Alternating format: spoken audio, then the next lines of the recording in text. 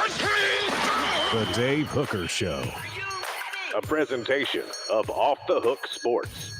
Objective insight, expertise, top guests. Available on YouTube, Apple, Spotify, and the Off the Hook Sports app. Download now for free. Also available on offthehooksports.com. I compute and obey. Now to Dave Hooker. Ready. Did you stay up? Did you watch the Vols make the College World Series? Because they did. Hattiesburg be darned. The Vols are going to Omaha with Caleb Calhoun.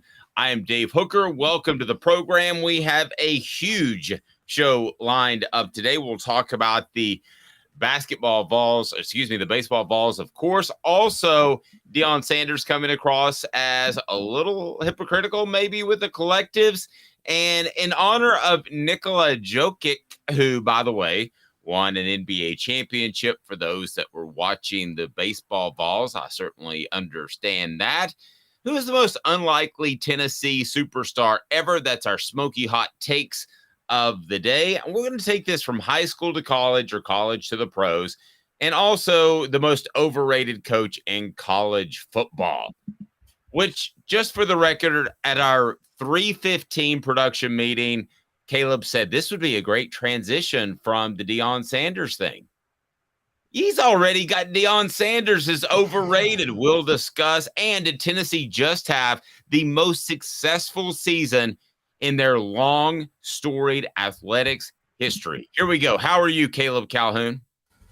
I am good, Dave. I will say I'm a little disappointed just to show up college baseball. I really wish Tennessee had advanced to the College World Series by default because of a rain delay in Hattiesburg, because that would be hilarious given the fact that this series never should have been in Hattiesburg. Yeah, there was like a goofy way that could happen, but they had to get that game in. What was the goofy way that could happen? I was trying to follow, and I was just going to wait and see how it unfolded. So basically, if they couldn't finish a game or play a game, and the series was still tied at whatever, which it was 1-1, and they couldn't play it by Tuesday, they wouldn't be able to play the game before the College World Series. So their determination to see who advances to the next round would be who is ranked higher in the RPI. Well, Tennessee's ranked higher in the RPI than Southern Miss, even though Southern Miss got to host this series. The hilarious thing, as you know, yesterday, weather was beautiful in Knoxville. They easily could have played the series in Knoxville. It was very nice. And go ahead, and as far as if you can start to fill in throughout the morning as we talk about, or afternoon or evening, whenever you're watching, start to fill in our message board the most overachieving Vol. And it could be like a guy who's a 3-star who turns into a superstar in college, or I want to take it a step further. It could be a Tennessee player who went on to great things in the pros. So we'll take all the above, because I had trouble coming up with a long list, quite frankly. And I don't know, sometimes I can get too close to everything when I covered the football team and the various basketball teams, a little bit of baseball. Sometimes I get too close to it. So maybe I'm missing something. So go ahead and fill it in. Most overachieving Vol on our message board. You can check us out on Twitter too. We're everywhere at the Dave Hooker. And also you can check us out at OTH Sports Media. And somebody called Caleb Calhoun out for looking like a rock star. Did you? I sent you that note. Oh, yeah, the Iron Maiden lead singer. Yes. Okay, first, Jacob, tell everybody what to do. Jacob Warren, Tennessee tight end, and a new video of him up right now, the Vol Report, brought to you by Vassy Lawn and Garden, and Cooper Mays, brought to you by City Heating and Air Conditioning. It is up. Most overachieving Vol. That's right, Rocky Top Tom. Fill it out. Tell them what to do, Jacob Warren. What's up, everybody? This is Jacob Warren asking you to like, subscribe, and share. Dave needs this. Dave does. It leads us to today's tough question in response to those Diamond Vols that are going on to the College World Series. Pretty cool. Good for those cats. Today's tough question. Take a side. Take a stand. The Dave Hooker Show, a presentation of offthehooksports.com. Yes, Caleb looks like Bruce Dickinson from Iron Maiden. A younger, thinner-faced Bruce Dickinson. I'm just a teenage dirtbag. Anybody Yes. remember that? No. My wife loves, she finds 3 redheaded men very attractive. One is Willie Nelson, the other is Axl Rose, and the third is me. So that's pretty good company. What about that, Caleb? That's great company. That is really good company. But is it Axl Rose from the 80s or Axl Rose now? No, it's not Throw Mama from the Train Axl Rose that's rocking it now with Slash.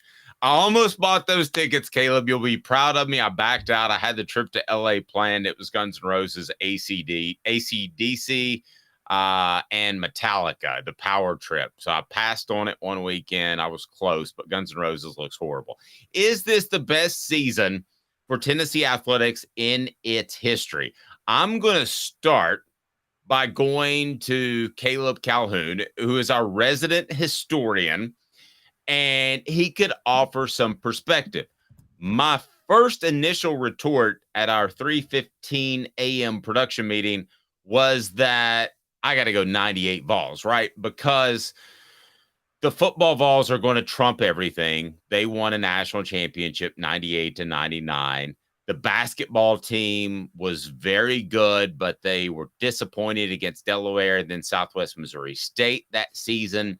And then the Lady Vols, despite not winning a championship, had one of the best teams of all time. They had an injury-riddled season in 98-99. If they're healthy, they win it.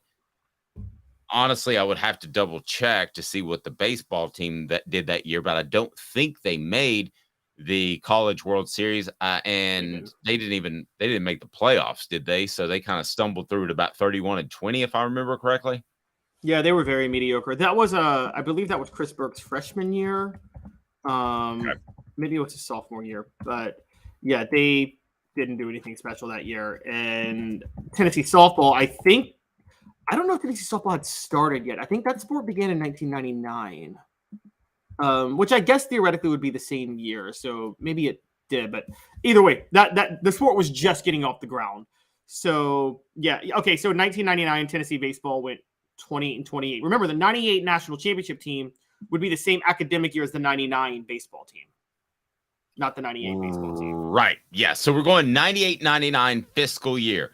I can't get past the national championship Tennessee football team. So, like, if everybody else didn't win a game, yes, I think you've got a strong argument. To me, though, football is so big. Is it 90%? Is it 95%? Is it 80%? Whatever. Let's argue it. But it's the vast majority. I can't get past 98-99, to be real honest with you, to answer today's tough question. But maybe I'm making it too simplistic. What say you, Caleb Calhoun? No, you were right. If there's anything, I mean, I'm football is so important. It matters the most. I'm with you. I tried to make a case for 1950, 1951, because that year Tennessee won the national championship in football. That was the first of back-to-back national titles in football, and they made the College World Series in baseball, excuse me.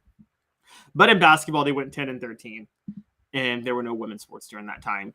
So we have to go back to, you're right, 98-99 is the strongest case, because not just football. Dave, you and I agree that football is the engine of 80-90%, but the other like 10-13% to get to 98 or 99% is on the hardwood. It's on basketball and women's basketball. And then you talk baseball and softball. But like football, basketball, and then women's football up here, basketball, women's basketball here, and then the diamond goes below that. Agreed. And if the Lady Vols didn't become what the Lady Vols became in the 80s and 90s, then I could roll with you in the 51 season or maybe any other season. If they were just an average women's basketball program, which most are, right? But they became the greatest women's basketball program of all time in their era. So I can't just discount that as you didn't have women's sports back then, so we'll give you a pass. I mean, that was huge for the athletic department, not just for the Lady Vols. I mean, that to be one of the greatest ever in your sport is pretty monstrous.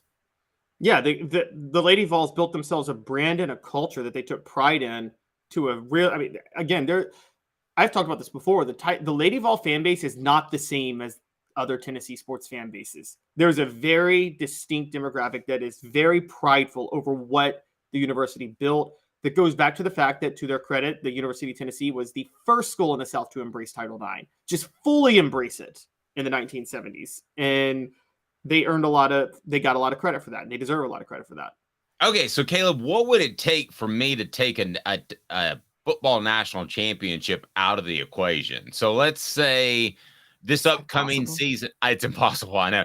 Let's say, though, for instance, this upcoming season, Tennessee plays for a national title. They make the Final Four, and both basketball teams, Lady Vols and the men, and they win the College World Series in the upcoming 2023-24. Would that supersede 98?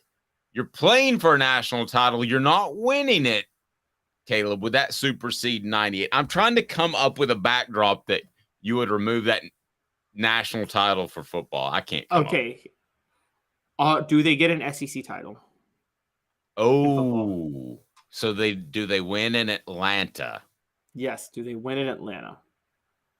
Because in many ways, it's not going to be this way in 2024 once you go to 12 teams and the SEC gets so huge. But right now, winning the SEC title is just barely a step below the national title. I mean, in some cases, it's harder, if you ask me, to win the SEC than the national title. So I think if you can get that SEC title this year, and then you're right, they win the College World Series. They go to the Final Four in men's or women's basketball, but go to the Sweet 16, at least in both. Make the College World Series in softball. I mean, that might do it. Okay, so we're not taking this season 22-23 and knocking 98-99 off the pedestal.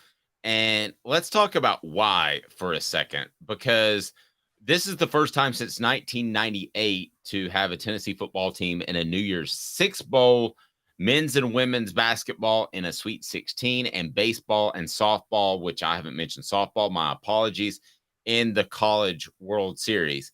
That's an incredible, six, Pete? 1, 2, 3, 4, 5. No, 5. That's an incredible quintuplet of achievements.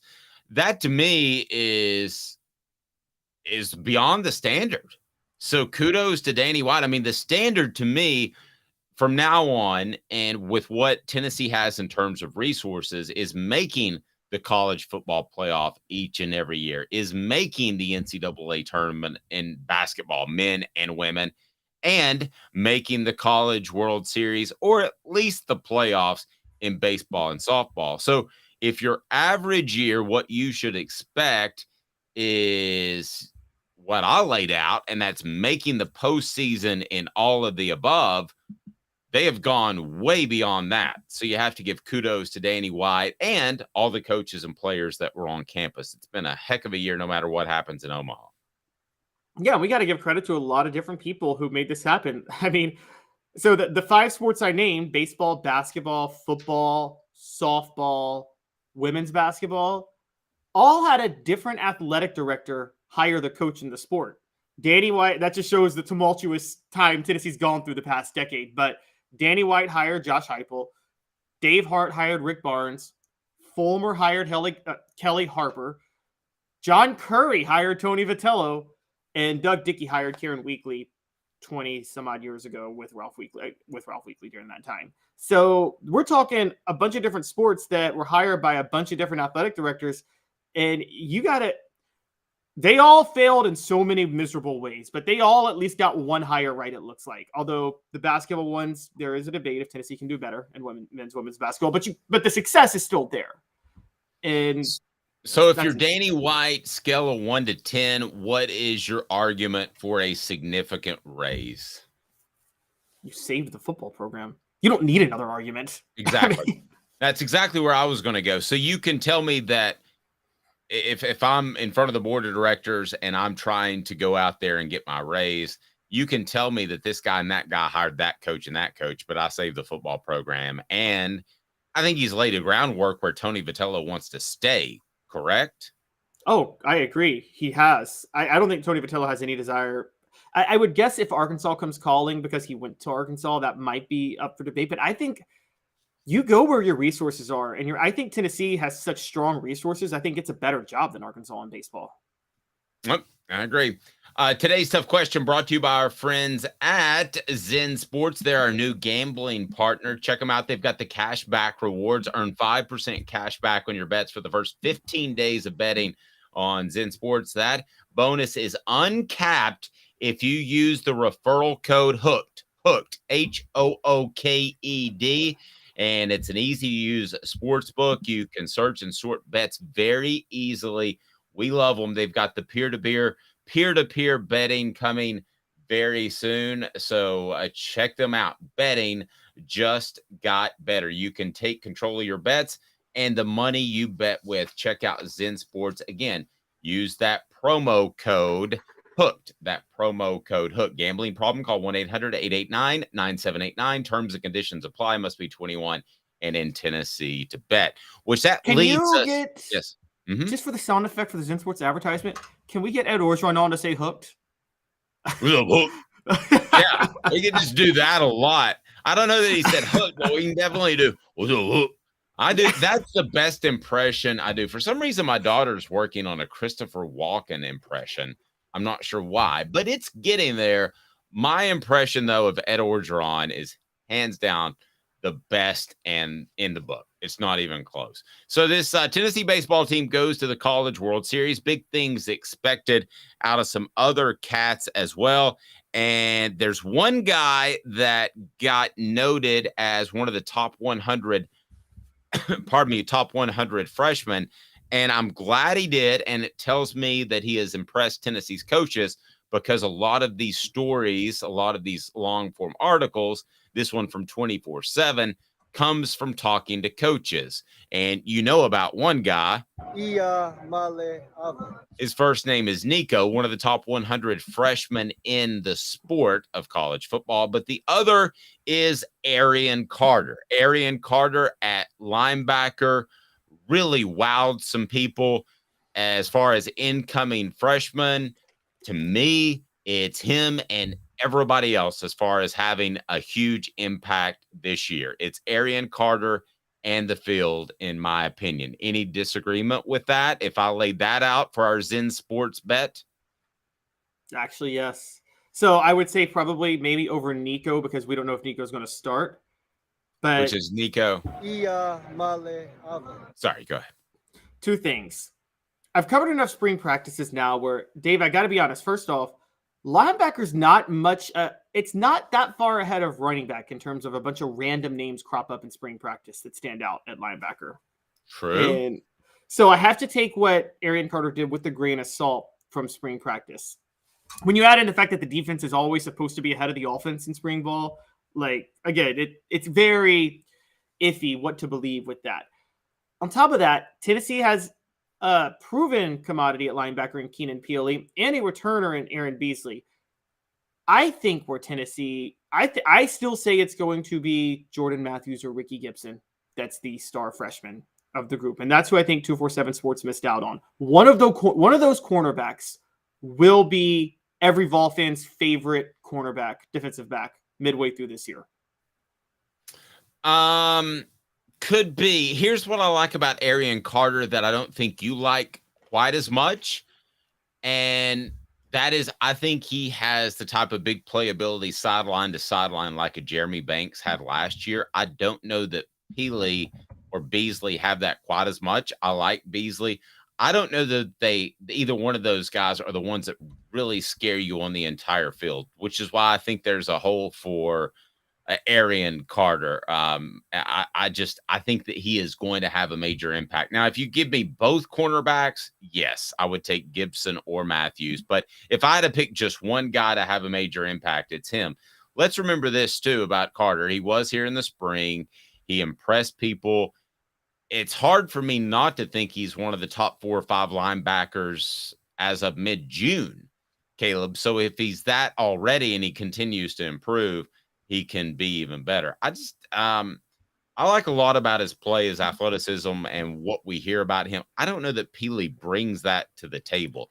And I think Beasley is somewhere in between as far as a very elite linebacker that can go sideline to sideline and that can also be disciplined in the box. Both are compliments, but I don't know that he's that guy that just runs around like crazy. I'm not comparing Arion Carter to Lawrence Taylor, but the guy that you just kind of let run around and do what he wants to do. To me, that's Arion Carter right now, and I don't see the other two guys fitting that sort of role.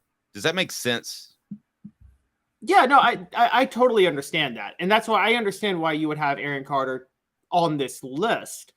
I just don't think he's as sure of a bet as a defensive back on this list. And I think that's where I'm at, is that. Let me ask you this. If they played three linebackers like back in the day, would you have him on this list instead of a nickelback, which is essentially the third linebacker? And I'm a Nickelback fan, by the way. Y'all can hate me all day. Huge fan. Nickelback's horrible. But anyway, would you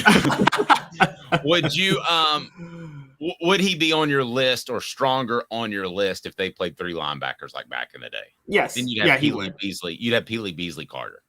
Yeah, I would have Peely, Beasley, and Carter at that point. And don't underestimate whether or not they might do that this year, because I could theoretically see, look, Beasley was a former safety. So he's a guy you can disguise coverages with a lot more than your typical linebacker. And so don't underestimate their potential to do this year, to kind of, I mean, I think one of the underrated things, something that has not been done yet in college football, I feel like, with the transition to a kind of more of a 4-2-5 nickel-based defense, is that I don't feel like coaches from the high school level have developed a player who could disguise the coverage where you don't know if they're going to line up at linebacker or as a extra defender in any given day. I think that's an underrated, unique thing coaches could tap into in football. Yep, very fair. So who will be the top freshman on Tennessee's football team this upcoming season? I think it's Arion Carter in the field. I think Caleb, we're going to let him have two. He's going to go Matthews or Gibson in the field, and it's brought to you by Andy Mason at AndyMasonRealEstate.com. AndyMasonRealEstate.com will save you thousands or tens of thousands of dollars on your next real estate exchange. And they have the best service and the best prices in the biz. It's pretty simple. So go ahead and check out AndyMasonRealEstate.com. That's who I will be calling shortly when I make my next move later this summer. One that continually gets mentioned, and I don't want to sound like I'm throwing him under the bus, is Gabe Judy Lawley. I think Gabe Judy Lawley will have as big or bigger of an impact as any one freshman on this team. Well, he's not a freshman, though. Or he's a transfer, excuse me. So Gabe Judy Lawley was mentioned with Carter. As far as any incomer, I'm going to speak on that a lot.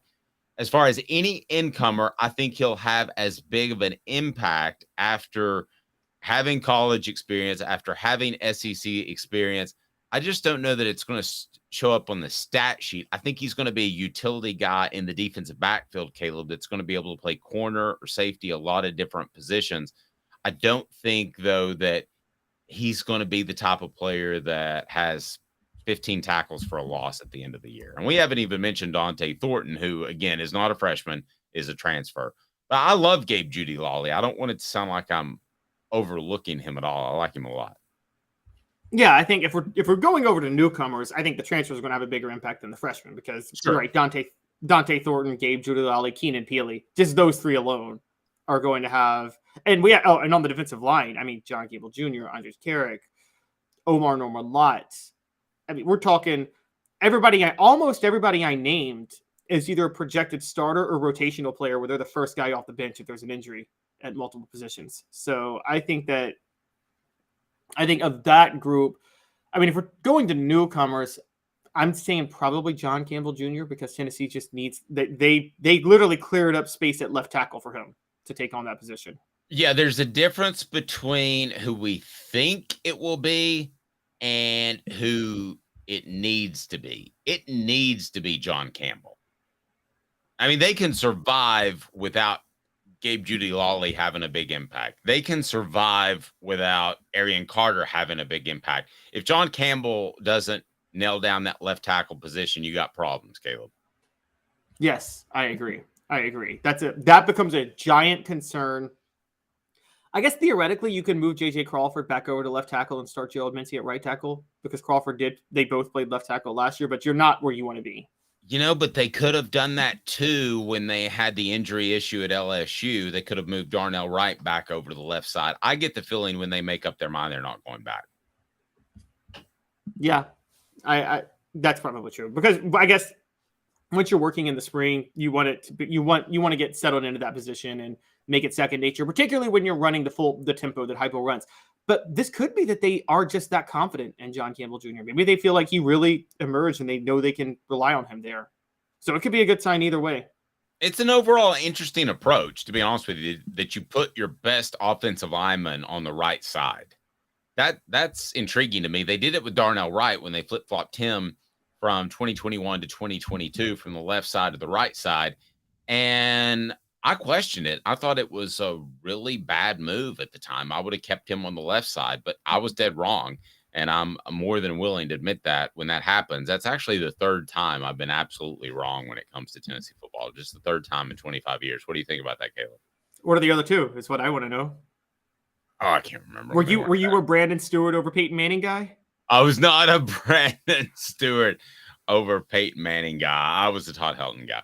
In exactly 2 minutes, we're going to tell you why Deion Sanders should strike some fear in Tennessee fans, and also why he's being a little bit hypocritical and the most overrated coach in the SEC and beyond in college football. So we've got a lot to get to. Hang tight as we'll be back in just 2 minutes. Sun, sand, and salt water, the beach is a very relaxing place. Unless you wear contacts. Ow! Open your eyes to the best the beach has to offer with LASIK vision correction from Campbell Cunningham Laser Center. Ah. Hi, Mike Davis here with City Heating and Air, reminding you to always dare to compare. Our team provides quality local heating and air service, installation, and maintenance across East Tennessee. We use only the best equipment like American Standard heating and air conditioning for your residential, new construction, or commercial needs. Honesty, dependability, and customer satisfaction have been the cornerstones of our business since 1961. City Heat and Air. Dare to compare.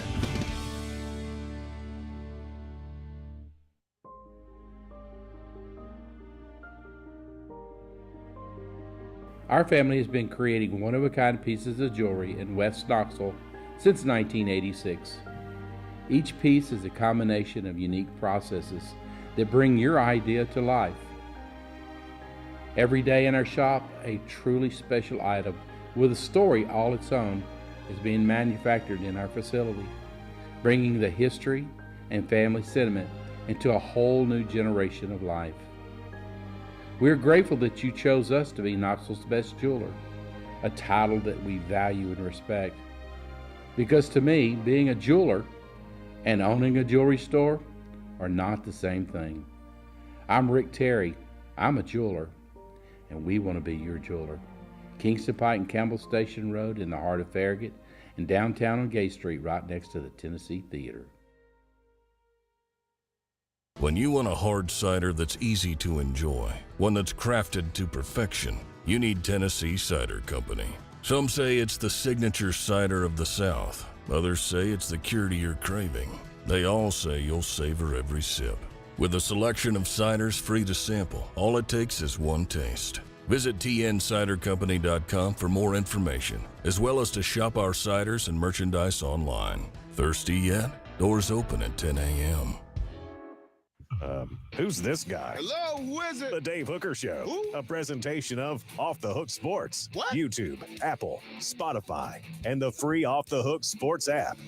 Back to Dave Hooker. Boy, all you have to do is say Deion Sanders' name, and the message board tends to light up. All right, here's why Tennessee should be concerned about Deion Sanders before we get into his latest comments on the collective. There is a bond between Deion Sanders, Colorado's outgoing head coach, and Boo Carter, which is one of Tennessee's I would say, most significant targets, not only because of his rating, because of the fact that he is in state as well. You just don't want to lose guys like that. That has a very, very Derek Dooley, Von Bell type of feel if Tennessee were to lose out on Boo Carter out of the Chattanooga area. So there's a connection there. Boo is listed as an athlete, but is probably going to play cornerback. So you need to be aware, if you're a Tennessee fan or an SEC fan, of Deion Sanders. Is Deion Sanders going to roll in and wreck Georgia or Alabama or Florida or Tennessee's recruiting class? No. But could he take one or two guys that affects Tennessee or Georgia or Alabama? Certainly. And he's going to be able to cherry pick some of those guys. I believe that is going to happen. And yes, Boo Carter, the defensive back out of the Chattanooga area, no relation to Boo Ridley. If you notice, I'm not wearing contacts nor glasses, thanks to Campbell Cunningham, Taylor, and Hahn. They did my LASIK surgery. They can do cataracts as well. And they are local. They're phenomenal. And they have the local vision centers for your annual checkups. But man, I got the LASIK and I can see far, I can see close. It is unbelievable. Absolutely love it. So Deion, a bit hypocritical. What's he saying lately? I did find one of his comments last week. Pat Narduzzi came out, Pitt's head coach, who is so far behind the times. And he's essentially said that NIL is going to destroy college football, which I know some of you on the message board agree with. But Deion's response was, I don't know who Pat Narduzzi is, which was pretty funny to me. But Caleb, he's gone a step further. And I know Deion wants to be in the news, so we're not going to kowtow to that all the time. But in this particular case, what did he have to say about collectives? Because Tennessee has one of the best collectives in college football. Yes, so he said that NIL is not a problem with him, that collectives are. And his quote was, let's talk about NIL, name, image, and likeness. What kid out of high school that is notable enough that a CEO of a major company is going to lay it on the line for a kid that ain't nobody know? So it's not NIL. His argument is that collectives are being used to effectively recruit kids who haven't proven anything. And he has a problem with that. My response is, so what? I mean, Deion Sanders is getting paid as a coach, as a like a D1 coach right now. Never proven anything as a D1 coach at that level. So again, so what? You like NFL draft picks have guaranteed salaries before they ever proved anything. A lot of them get endorsements. LeBron James got an $80 million shoe deal with Nike before he set foot on the court. Michael Jordan got his deal with Nike before he set foot on the court. So what? I think Deion is realizing that after going through all the transfer portal stuff, he realizes Colorado has some hesitant NIL collectives, NIL CEO people, and he's going to have trouble recruiting the way he wants to because of that. I think it's the same thing that the PGA Tour just went through with NIL. I don't think they realized how great the money was. When the PGA Tour went out there and tried to fight Saudi money coming in, and now as of last week, they combined forces because the money was too great. So I think Deion Sanders went to Colorado and kind of looked at it as, hey, that was a pretty good football program, and he was a player, right? You remember the Buffs back in the day, and when he was at Florida State, they were competing for national titles with Bill McCartney there. And I think he looked at it and he said, kind of the money's all equal, right? Colorado, their collective, if they have one, can bring as much to the table as anybody else. Well, what I think he's learning, and that's not the case. He's used to football in the South, both as an NFL player, a high school player, a college player, and the support from Colorado is not going to be the same as it is at Tennessee or so many other schools as it would have been at Florida State, even though he was not ever really in the running for that job. But the money also is not only not there, but it might not be as organized. It might take a year or two to get Colorado's potential collective even close to its potential. At that point, Caleb, Deion Sanders could be looking at his next job. So he wants to get this fixed immediately. He would love a collective that would pay high school players. Don't tell me he wouldn't. Yes, it's hypocritical. But the bottom line is he has a glass ceiling at Colorado. That's what Tennessee and so many other schools really don't have, because there's more money than there is demand from the high school prospects to get you there. Same thing with the PGA Tour and the Live Tour. The simple fact is there was more money. There was plenty of money to satisfy the needs of all the PGA players if they all wanted to jump. Some didn't for various reasons. There just ain't the type of money at Colorado. They're the PGA Tour, while the top programs in the nation, like the Tennessee Alabamas and the Georgias, they are essentially the Live Tour. There's a lot more money there. Yeah, I agree. And that's where you're right. He thought his name would also help, kind of making Colorado the glamorous job would make some people want to get involved. But you're right. People, the business community in Colorado doesn't care about Colorado football the way the business community in Knoxville cares about Tennessee and football. It's not just an advertising investment for them. It's a lot of them are Tennessee fans. And so they're willing to buy some players to see Tennessee do well. You really don't have that out in Colorado. He did make one point that I think is fair. So when he criticized collectives, he started saying kids who are doing this, letting collectives recruit them, are going to make the wrong decision because they're going to pick the school that's not best for their NFL future, where the real money is. They're going to pick it based on their collective future. But the evidence is there that they're not doing that. Again, Alabama just had the #1 class in school history. They don't have a top 5 collective. Those kids didn't go to Alabama because they were offered more money from Alabama than they were from Texas A&M or Tennessee. They went to Alabama because they were smart enough to know that as an offensive lineman or as a defensive back, I'm going to get coached and prepared for the NFL better under Nick Saban than I will anywhere else. So my chance at generational wealth is best going to play for Nick Saban. I don't think kids are that stupid. I think they're smart enough to know that.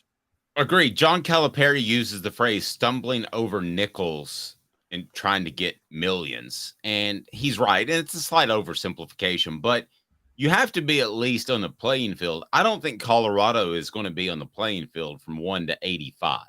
Do I think they could go out and target a kid like Boo Carter and probably get him with some NIL money? Yeah, but Caleb, can they get 25, 30 of those guys like the bigger schools can with better support?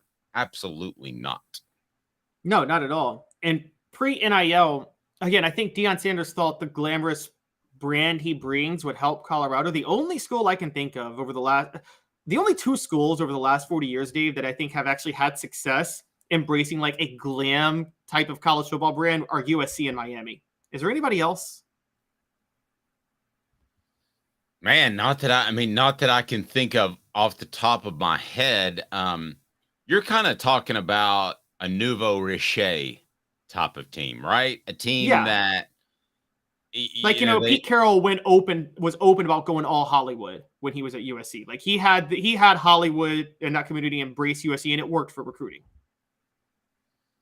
No, true. I don't know of another team I don't know of another program out there that doesn't have tradition that you could just throw money at it and it's immediately going to be relevant.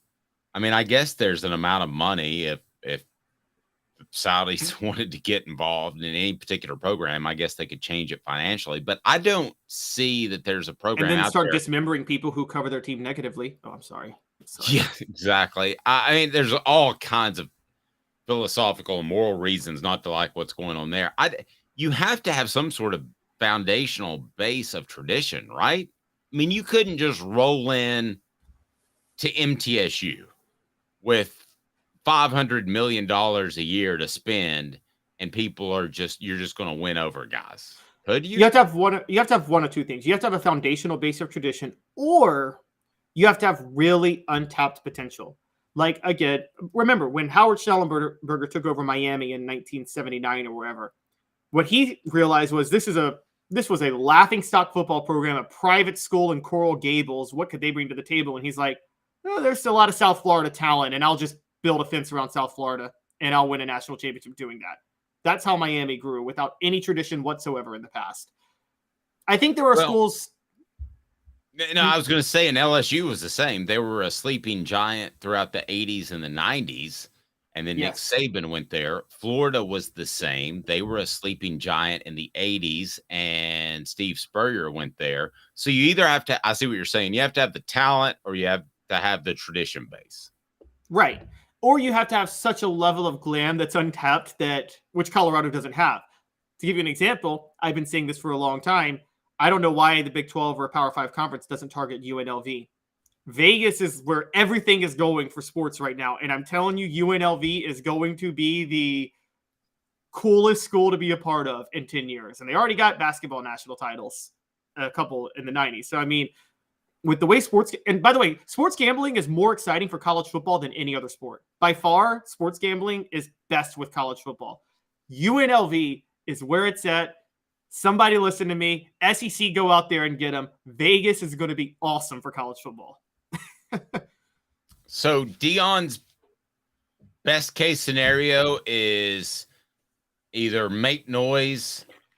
Okay, 3 levels. Fail miserably, make noise, or win championships. Yeah, his best case scenario is make noise. His Bears You don't think he can win a champion? He can win a Pac-12 championship. Oh, you're right. Now with USC and UCLA out of the Pac-12, you're right, but they're going to the Big 12 soon. Do you think Colorado could outdo TCU? I think TCU is a better program to be a part of than Colorado, honestly. See, to me, that's where it gets dicey because Colorado they'd have to win out 8 to 10 guys based off NIL money a year, not 3 or 4. And I think they're going to be in the 3 or 4 range. But if they can get to 8 to 10, then if you cut I always use the old ratio with recruiting, cut it in half. If you have 5 stars, probably 2.5 are going to be good. So then if you get 5 really impact players a year at Colorado, you're doing something there.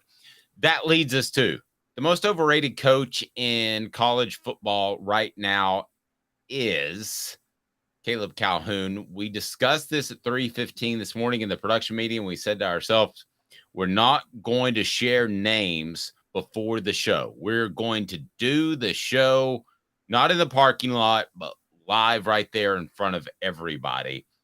Somebody's already taken mine, and it's Ryan Day of Ohio State. So I got to go first. Ha, ha, ha. Hey, now.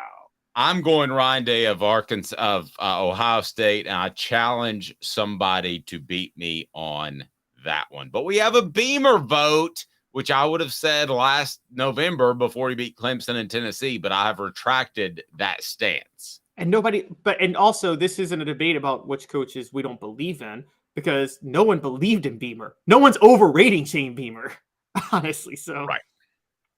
All right. If Beamer's at all good, then he can't be overrated. Here's a thought on Steve Sarkisian, perhaps at Texas. That's a pretty good one. Steve Sarkisian's in my top 3. Oh, we got a top 3. Before we get to that, let me tell everybody you have to go to crafttreats.com. We're getting ready to get some puppies, and I can't wait to get the chill pills to get them chill because I haven't had puppies in a long time. We're getting 2. My wife's taught me into it, and with the chill pills, they've got the CBD derivative, and it can help with their anxiety, and they're going to have some because they're Yorkies, and they're also going to it'll help with arthritis one day when they get old, and I'll cry again like I lost my last dog a couple weeks ago. And but with the Craft Treats, use the promo code off the hook, and you get 20% off any of their products, CBD or not. So go to crafttreats.com, use the promo code off the hook. So what are your 3, Caleb? The big 3. Caleb brings it each and every day to the program. Your big 3 top overrated coaches in college football. So number 3 is Deion Sanders. And the only reason I say he's not higher is I don't know if he's being rated. I don't know if he's gotten the same level of love yet as the other 2 people I'm about to name. But again, he's getting praised for winning a championship at Jackson State when he used his name and NIL collectives at Jackson State to get what otherwise would be Division I players to go there. And so he had Division I players against a bunch of other Division II schools. Of course, he was going to go 9-1, 10-0. Okay, so I want to inspect one at a time. So are you saying that Deion will not have success at Colorado? Are you saying he's not a good coach, or is he just gotten so much promotion because of his name that there's no way he can live up to that? I think he's gotten so much promotion because of his name. There's no way he can live up to that, particularly at Colorado. So, yes, I think he's overrated. Using that definition, there is nobody more overrated in all of coaching right now. I mean, he hasn't done anything. Nothing. I mean, you can pick NBA, you can pick Major League Baseball, we can go down the managers, whatever you want. But using that definition, it's Deion and everybody else. Now, he could prove us both wrong. We agree with that, right? Right. Yes, he could. Okay. So who else? I need Deion Sanders should be an agent. I need to learn from Deion Sanders how to like make people love you so much. Yes. All right. So who else is in Caleb's top 3? Okay. Number 2 is Steve Sarkisian. And I continue to believe Steve Sarkisian is overrated. And I don't know what it's going to take to change people's minds on this, but that was his second year at Texas last year, and it wasn't that special. Usually your second year is a year, particularly at a school like Texas, is when you can explode. So I got Steve Sarkisian at number 2. You disagree? Do you think he's good? Well, I don't know. He derailed his life for a while and his career with the alcohol problems. I think what he's done in terms of recruiting, but that could be a lot of NIL, but it wasn't with Arch Manning. So he was able to get him. So I'm impressed. He's got Nick Saban's respect because he went through that coaching rehab, no pun intended. So kudos to that. Caleb, I'm not sure yet. So I hear too many good things from the coaching community about him. So I'm going to withhold judgment right now. But Yeah, I wouldn't be surprised. I wouldn't be surprised if you're right in a couple years. Oh, vote for Jimbo Fisher. Last year, Jimbo Fisher was overrated. He's not overrated anymore. I think most people agree he's a bad coach now, or what? But how about as a whole in his career? If he doesn't have Jameis Winston, he's not winning a national title, and he's not signing $100 million. I mean, contract. he's absolutely the most overpaid coach in the history of of college sports, like by a long shot too. No one like that. That was insane that he got that, but I don't consider him overrated anymore because I think that people are down on him now. No, my number 1 is another rehabbed Nick Saban assistant. It's Butch Jones. No, it's not. He's not. Mario Cristobal.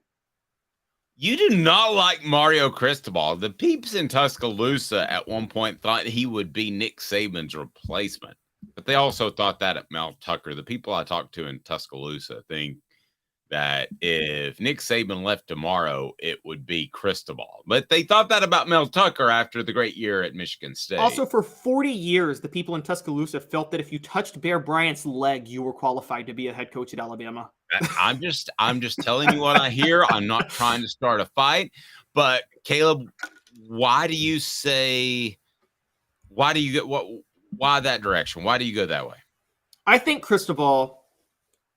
I think the FAU schools are very underrated jobs. Again, that area of Florida, you're in the Sun Belt or Conference USA. And again, it's kind of like Louisiana, Dave, lower level of talent, but you can just go get some guys to run your program with that level of talent. And he had 2 winning seasons. Things fell apart pretty quick. Went to Oregon and he's coasting off 2 back-to-back Pac-12 titles and 3 Pac-12 North titles. Okay, one of those Pac-12 titles was 2020. He went 4-3. That was COVID year. Nothing counts during COVID. I'm trying to tell people that the COVID year doesn't count unless you're the SEC and you played a full season. No, I'm with you. Now, let me tell you why Ryan Day is the right answer and your 3 aren't. I mean, I don't like Ryan Day. I just don't think he's overrated because I think his seat's starting to get warm there, but I'll listen. Okay. They essentially ran off Urban Meyer. They thought Ryan Day was the golden boy and Urban Meyer had baggage, but they didn't think they were going to take a monster step down. I can tell you this from good sources at Ohio State. They didn't think they were going to take a monster step down, and arguably they haven't. They've still competed for championships, but I would say Urban Meyer's a Hall of Fame coach, so they have taken a major step down, Caleb, in my opinion. So if you run off a Hall of Fame coach, the 3 guys you mentioned, all fantastic candidates, but you didn't run off a college football Hall of Fame coach to get this guy. And that's exactly what they did. They wanted to make that transition and that move, and they made it in my opinion, way too hastily. And part of the reasons because Tennessee made a run at their defense coordinator, Greg Schiano, and they thought that staff was going to get torn apart. And that's why they kind of promised Ryan Day the job before you know it, sort of thing. Wink, wink. You're not going to have to wait around for 5 years. So you ran a Hall of Famer out, essentially, to get Ryan Day. That would be like running off Philip Fulmer to get John Chavis. There is yes, but Dave, there's a huge factor you're missing here, which is had they not run Urban Meyer off, Urban Meyer has the great fortune of having bailed on programs before the damage he caused was fully seen. He bailed on Florida before the damage of his lack of discipline really showed. Had he stayed at Ohio State, recruiting would have really started to suffer because Urban Meyer's reputation at that point as a guy who didn't care when his Florida players were out here murdering people, and then didn't care when his assistant coach was out here beating his wife, okay, and was covering up for it. That was going to show up in recruiting, and the program would have collapsed. You had to run him off at that point. I agree, but I've seen the flip side where they hold on. ADs will hold on to those coaches until the bitter end. There has to be like a double felony before they'll make that move. Rocky Top Tom is throwing hot heat, just like the Vols did in the Super Regional. He says Monty Kiffin's son is incredibly overrated. Let's go there for a second. Here's where I stand on Lane Kiffin. So he's one of the few coaches I actually developed a relationship with, and that, you know, I call him and that sort of thing. So maybe I'm biased. I do not think he is overrated at all because I think he is a fantastic offensive mind. I think that he was standing on third, thought he hit a triple when he was at Tennessee and with the Raiders, and when Washington made a run at him and Tennessee got him instead. But overrated as a coach, I'm not willing to go there. I think he's a special play caller. I think he's a special offensive mind. I think he derailed his career when he left Tennessee too quickly for a school in Southern California that had NCAA issues pressing down upon them. So I ask you, I say no. I ask you, is Lane Kiffin overrated? Not as a football mind. As a CEO running a program, yes. I think Lane Kiffin is very reckless. And I think he takes risks that, quite honestly, let's go back to his Tennessee year, that 1 year. Okay, let's hypothetically think if Lane Kiffin stays at Tennessee and doesn't go to USC. Lane Kiffin was so desperate to sell himself and what he was doing that he took the most toxic recruiting class in the history of college football in 2009 and put that thing together. More felons than all SEC players, and you can actually look that up. Yes, exactly. And it was a top 10 class, and he bragged about it. And halfway through the year, Newkeith Richardson out here goes out and decides to rob a gas station. And by the way, Newkeith Richardson was the player that was the catalyst for Lane Kiffin taking that shot at Urban Meyer that made him the most hated. He also took a shot at Pahokee. He's like, have you ever been there? You want to get out of there. I'm like, how can you go back there and recruit? Travis says Lane Kiffin has proven absolutely nothing on his own. That is, all right, Travis, I'm not trying to argue with you, but I would present this. One of the things I really liked about Lane Kiffin when he was hired at Tennessee, and maybe this is a whole different segment, Caleb, all of a sudden, but one of the things I did like about Lane Kiffin is that he went out and he hired the Ed Orgerons, the Frank Wilsons. I could go on and on and on. Of course, his dad, who he had an inside with Monty, but he did delegate a lot. And I thought that was mature beyond his years. So I think to take a shot at him and say he hasn't done anything on his own is unfair. I mean, I'm pretty proud of what we put together each and every day on offthehooksports.com. I sure as bleep aren't doing it on my own. Caleb are a big part of what we do and a huge monstrous part. So I actually think that's a strength. Now, maybe Monty Kiffin opened the door, but if you don't call your dad and he's one of the best defensive coaches in the history of football, you're just an idiot. Yeah, see, Dave, I push back on that. And I've covered enough college football now to say that I've seen enough Tennessee hires to know this much. You hire the coach for the coach, not for the staff they can bring in.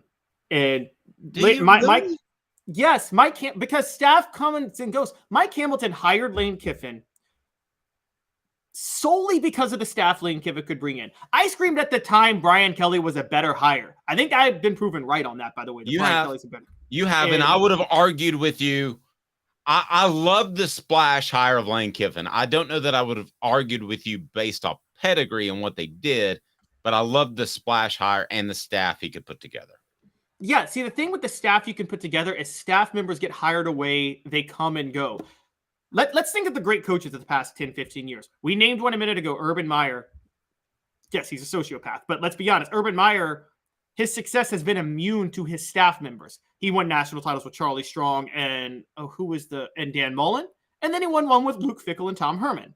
I mean, it didn't matter. Nick Saban has won how many national championships with how many different staff members? Josh Heupel right now. You think anybody cares that Tennessee just lost its offensive coordinator? You think anybody cares if Tim Banks goes? No, the person who matters is Josh Heupel at the top. And so when the only time this matters is when you have a CEO like Dabo Swinney who does hire the right staff, but it's not like he's like, I can get the big name. No, he finds the guy that's an up-and-comer that has a cutting-edge offense to run his system. And so Dabo has done a very good job Dabo does a very good job at identifying staff members of the future. Just saying I've got connections to these really high-profile coaches, well, they're going to get hires elsewhere. I mean, Ed Orgeron since then went and won a national title. I mean, that's hilarious to say, but he did. And Monty Kiffin ended up going to the NFL. I don't believe you hire a coach because of the big-name staff members they can bring in, because staff comes and goes. Man, if somebody sits down, and I understand that the staff will come and go in 2 or 3 or 4 years, but if I'm an athletic director and I'm interviewing Lane Kiffin and he said, I'm bringing me, no, you're not getting the job. You better say you're bringing Monty. You better say you're tight with a guy named Ed Orgeron. You better say that you're tight with a guy named Frank Wilson, who's one of the top recruiters in the state of Louisiana. You better bring all that to the table. I'm not saying it's sustainable for a decade, but if you don't bring that to the table, you're not getting hired. But see, that's the problem. As a matter of fact, I just named Ed Orgeron. How do you think Ed Orgeron got the LSU job in the first place? He sold LSU on the connections that he has and the staff he could bring. And to his credit, he brought. But he was right. He was right. And guess what happened when those guys left? The program collapsed. But would anybody other than Alabama and Georgia not take a 1-year wonder and the subsequent disaster that was Ed Orgeron if they had a national title in their pocket? Yes, you do. But I don't think Tennessee was hiring Lane Kiffin for 5 years. I think they were thinking 20, 25, whatever years when they hired Lane Kiffin during that time. So I don't, again, that is such a flash in the pan. What happens because if you don't win the national title and those coaches go and your program falls apart, well, then you sacrifice the long-term stability of your program for one splash year that got your staff members hired away. So are you telling me that Josh Heupel, hands down, is a better coach than Lane Kiffin? First, I want to tell you, it's brought to you by Vassy Lawn and Garden. Man alive, it's worth the drive right there in Cleveland, Tennessee. Make the drive from Nashville, Knoxville, or Chattanooga with their buying power. They'll save you thousands of dollars on your industrial or commercial mowers, residential as well. Go to Vassy.com to learn more. They bring you the Ball Report with Jacob Warren that is up on our YouTube channel now. Vassy Lawn and Garden, man alive, it's worth the drive. Vassy.com, Toro, count on it. So you're telling me that based off what you said, the assistants don't matter as much because if Banks or any of Tennessee's coaches left, Heupel would be able to replace them. You're saying that Josh Heupel is a significantly better coach than Lane Kiffin right now. That's your stance. I'd say better, not significantly, because the thing you have to remember, what we're missing in all of this, Lane is a good offensive mind. If you're going to make the case, Josh Heupel now, that's why I said Heupel's better. Heupel's a better coach than Lane. I'm saying we were debating over whether or not you should hire a coach for staff. That doesn't mean I discount what Lane knows about offense. I think he's a great offensive coach. But yes, Heupel's better. Heupel's a better offensive coach. And I think that's borne out in facts. I think that's proven at this point that he's a better offensive coach. Heupel's had more offensive success. And if you question it, Don't forget, before Tennessee, Heupel single-handedly got Missouri back to a bowl game in year 2 when they were the most disastrous program in the SEC in 2017. Lane Kiffin, and he's got Tennessee rolling. Lane Kiffin got fired from USC. Our defense of Lane Kiffin is that USC was a program under sanctions, probation, yada, yada, yada. Well, what the heck was Tennessee when Josh Heupel took over? Right. Fair point. 2 minutes. Smoky hot takes coming up. Who's the biggest overachiever in Tennessee athletics history, either from high school to college or college to pro? We discuss with Caleb Calhoun. I am Dave Hooker. Stay tuned. To own the more that owns every job, then get to Vassey Lawn and Garden in Cleveland and get you a Toro. I'm David Vassey, here to talk to you about Toro. With a Toro Zero Turn, you'll get more out of every minute and you'll reach the finish line faster. At Vassey's, we like to say, no matter if you're mowing 3 acres a week or 11 lawns a day, homeowners and business owners alike find confidence in equipment they can trust from top to bottom. Vassey Lawn and Garden, Highway 60 North in Cleveland. Man alive, it's worth the drive. Hi, Mike Davis here with City Heating and Air, reminding you to always dare to compare. Our team provides quality local heating and air service, installation, and maintenance across East Tennessee. We use only the best equipment like American Standard heating and air conditioning for your residential, new construction, or commercial needs. Honesty, dependability, and customer satisfaction have been the cornerstones of our business since 1961. City Heat and Air. Dare to compare.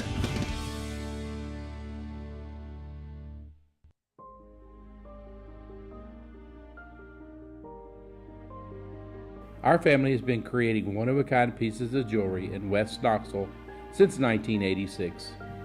Each piece is a combination of unique processes that bring your idea to life. Every day in our shop, a truly special item with a story all its own is being manufactured in our facility, bringing the history and family sentiment into a whole new generation of life. We're grateful that you chose us to be Knoxville's best jeweler, a title that we value and respect. Because to me, being a jeweler and owning a jewelry store are not the same thing. I'm Rick Terry, I'm a jeweler, and we want to be your jeweler. Kingston Pike and Campbell Station Road in the heart of Farragut, and downtown on Gay Street right next to the Tennessee Theater. With all that sun, sand, and salt water, the beach is a very relaxing place. Unless you wear contacts. Ow! Open your eyes to the best the beach has to offer with LASIK vision correction from Campbell Cunningham Laser Center. Ah. You're listening to The Dave Hooker Show, a presentation of OffTheHookSports.com. The internet is full of pictures of each and every one of you. Available on YouTube, Apple, Spotify, and the Off the Hook Sports app. Download now for free. Is there nothing you people can't do? Also available on OffTheHookSports.com. Technology is fantastic, except this AI thing scares me. Somebody punched in AI, have Guns N' Roses do a Poison song. And if you didn't know, by the way, Guns N' Roses is not a hair band, just for the record. They are an incredible band. They're not Yes, a hair I love Guns N' Roses. They're still a hair band, bro. No, they're not. No, they're not. They are not. They're more Zeppelin. They are Poison, by the way. But they can do this thing now where it's Axl singing like a Poison song. And you have to listen close to figure out that it's AI, but it's a little bit too close and a little bit scary. I'll tell you what's scary is those old apps that you may use because they're not forward thinking at all. They just throw them out there. Zen Sports is the new sports book in Tennessee. They have revolutionized the way you earn sports betting rewards with Zen Sports. Your rewards are cash rewards. You bet with real money, and now you are rewarded with it too. The cash is back with Zen Sports. Use the promo code HOOKED, and there will be no cap on what you put into your account. And it's not the only way that Zen Sports makes betting better. We've got peer-to-peer betting coming up as well. So Zen Sports just getting started. Download the app, use the promo code HOOKED, and you're uncapped when you make your first deposit. Gambling problem, call 1-800-889-9789. Terms and conditions apply. Must be 21 and over and in Tennessee to bet. So Caleb and I other than having a pretty strong knowledge of Tennessee athletics, we're both kind of NBA guys that I've figured out. And what does that have to do with Tennessee football? Well, I'll go ahead and tell you. Nikolai Jokic, in case you haven't watched, is one heck of an overachiever. I mean, here is a guy who seems to be some sort of combination of Bill Russell and Magic Johnson. The way he runs the point forward or point center, whatever you call it, on one side, and then on the flip side, he's able to be one of the better defending big men in the game. And also, he can shoot a little like Steph Curry. That may be a reach. But I ask you this, Caleb Calhoun, let's not reach, because we don't have to, of players that were either mildly rated, lower rated in high school, and really hit the race running when they got to college, or were okay in college, and Tennessee athletes that went on to the pros. So why don't we do that as part of 4 Downs? 4 Downs is right now. Caleb, I'm going to lean on you to give me your thoughts of the greatest overachievers in Tennessee athletics history. It's smoky hot takes right here on Off the Hook Sports, and it's 4 Downs. 4 Downs. 4 questions. 4 answers. The Dave Hooker Show. 4 Downs. A presentation of offthehooksports.com. Okay, so we started with NBA, the 3 that I came up with. And first of all, we need Cooper Mays, Tennessee starting center, to tell us what down it is.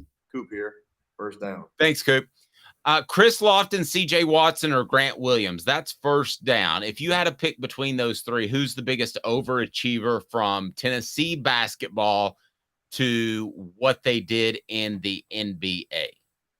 Oh, so this is from college to the NBA, not high school to college. We're going to do both. So we're going to get to your high school ones as well.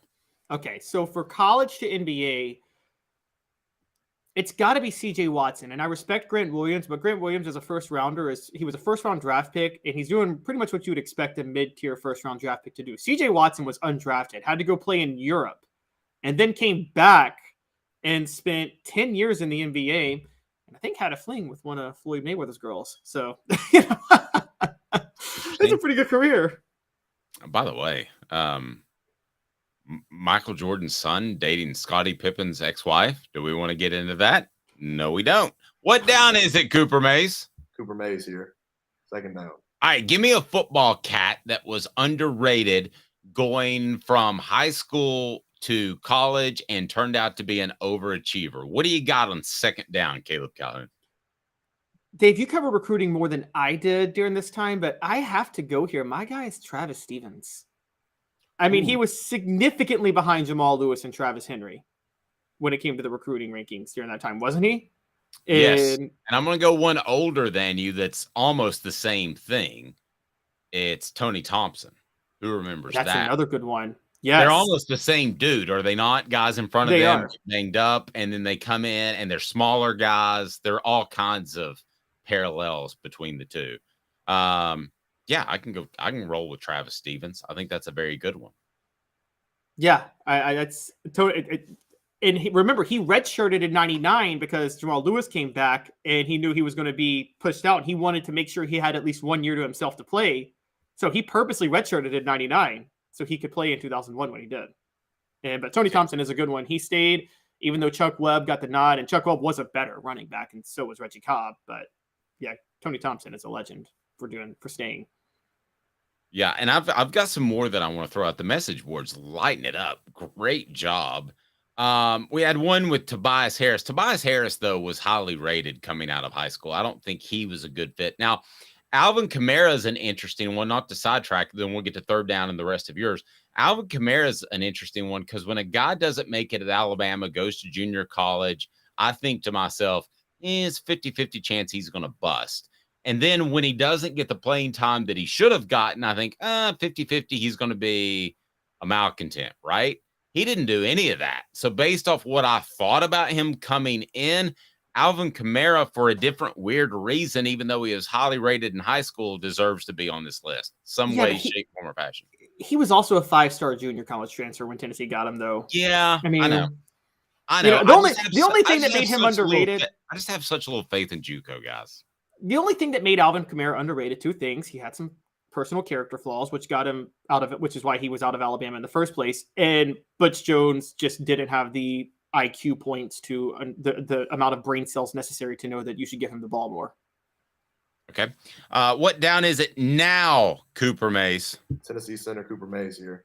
Third down. You notice his intro, it gets bigger and longer till we get the all SEC. All right, who else we got? We're now doing college. What about high school to college basketball, right? High school to college basketball. Love it. This one's the easiest one in the history of the world. It's Chris Lofton. I mean, there's not even a debate. Yeah, gets passed over by his in-state team in Kentucky and turns out to be an all-SEC player. Yeah. Two-time All-American. Grant Williams is close, by the way. For those who don't know, Grant Williams was also a 3-star, but I think Chris Lofton was. I don't know who was better at Tennessee, but I think Chris Lofton was more overlooked than Grant Williams was coming out. The only reason Chris Lofton wasn't overlooked is that he was from Kentucky and Kentucky didn't take him. So it made him a newsworthy name in college basketball recruiting, but still Kentucky passed on him. All right. What down is it now, Cooper Mays? Cooper Mays here. Second down. That's second down. One.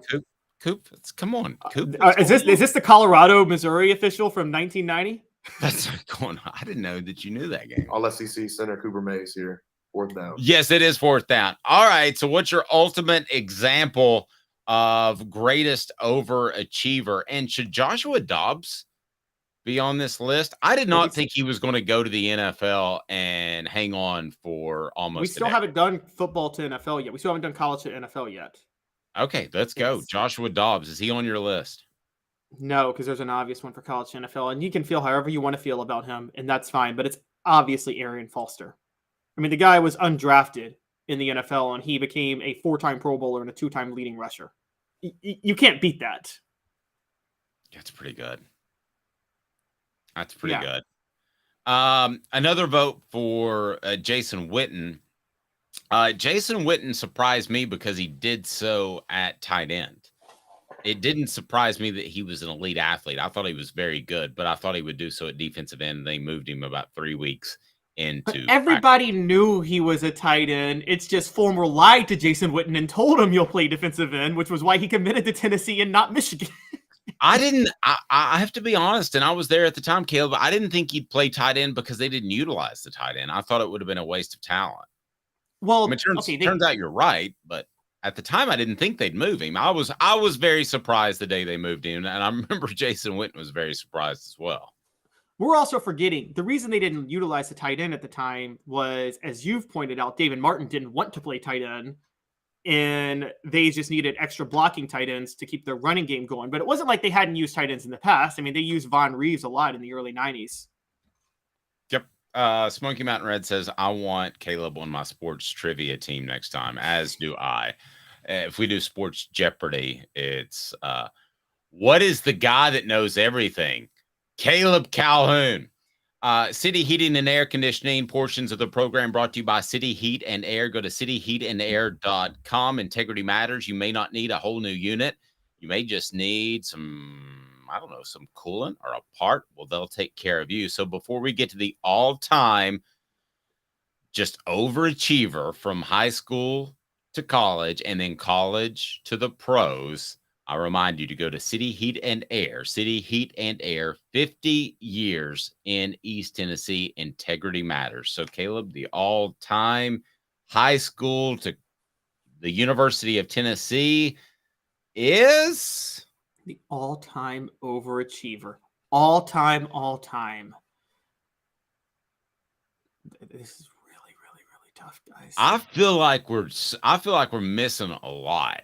And a lot of one college one I wanted to name was Chris White on the 1985 secondary. Great one.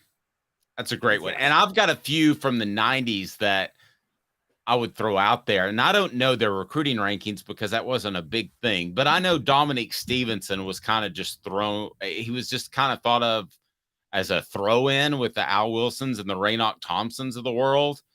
Okay.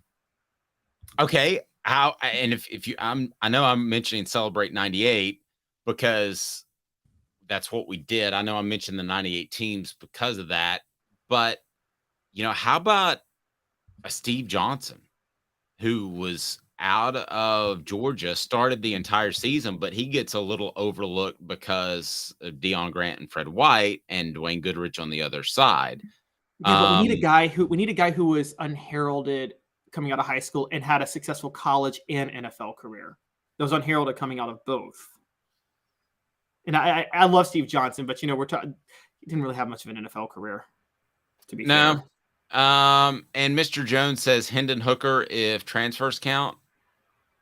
Hendon was a 4-star though coming out of high school. He was a 4-star, and most people had agreed that Hendon should have been starting over Joe Milton. That was a vanity move by Josh Heupel because he signed Joe Milton, and he did not want to believe he was wrong in who he targeted. I'm just going to say it. I'm sorry to be unfair, but it's true.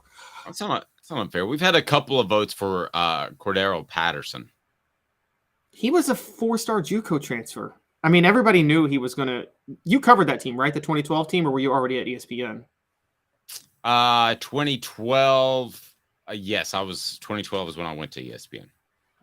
Okay, so yeah, I can't say underrated with Cordero Patterson. I think we knew how good he was going to be. So who we got then? Are we saying recruiting rankings have gotten that good? They have been pretty good. I'm trying to think. Montario Hardesty would have had he not gotten hurt in the NFL, because he was a guy who was completely overlooked when he played, and then finally got his starting shot in 2009, and then became unfortunately his knees were already blown before he actually got to the NFL. I that's the one guy I felt bad about. How's your knee? You had to ask every single week.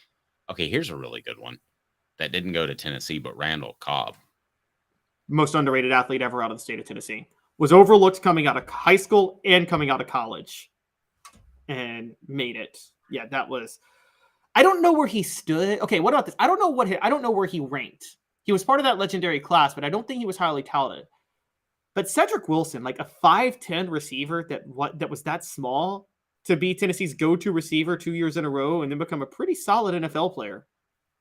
Yeah, I think if you're the guy who puts together recruiting rankings, you probably don't know what coaches know, and that is he would come in and out of breaks at 100 miles an hour. There was no slowdown for him. So I think a coach would look at that and say, whoa, that guy's really good. I don't care how many stars he has.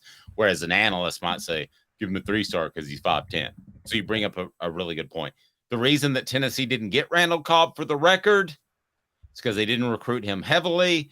Finally, Trooper Taylor convinced him to come to Tennessee, and then Trooper Taylor got passed over and took the Oklahoma State job. He got passed over as an offensive coordinator for a guy named Dave Clawson. So there you go. That's your little piece of history. Oh, I've got it. I've got my guy. You got your guy? I love it. It's somebody everybody forgets about. Scott Wells.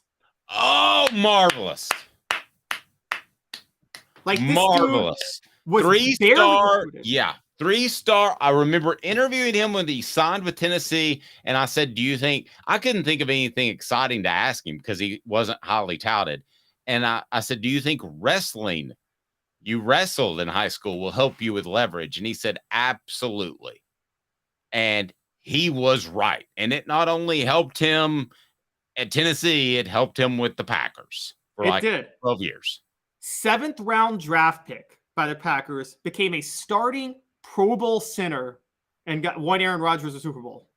I mean, he was right. He was a 3-star, and people thought he might even need to play fullback or defensive line. A lot of people did not think he was cut out to play offensive line in the SEC. He packed every bit of muscle on a frame. If I made the list of most muscle packed on a frame of all time, that was him.